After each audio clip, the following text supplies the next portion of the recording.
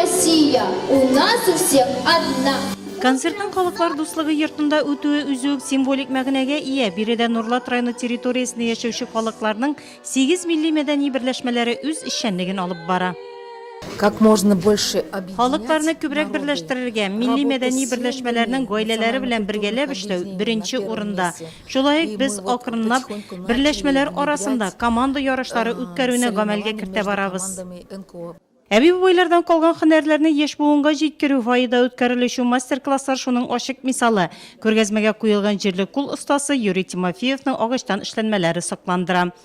Молодое поколение, чтобы знало, как одевали. Яшь буын элеккеләрнең ничек киенүен һәм ни өчен шулай киенүләрен белсен. Бердәмлектә безнең көч. Әгәр дә без бер-беребезгә ярдәмләшеп яшибез икән, нинди милләткә, статуска карамастан, безнең республикабыз, илебез алга барачак. Все будет двигаться вперед.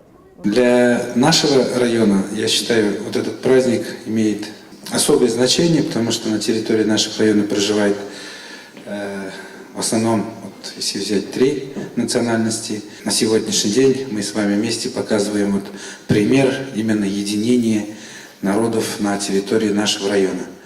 Сәхнәдә районның үзешчән сәнгатьтә катнашучылары, ансамбльләр, җырлар төрле телләрдә башкарылса да, тамашачы аларның һәрберсен җылы алкышларга күмә. Бердәмлектә, татулыкта көч, күп милләтле Нурла халкы элек-электән шулай яши.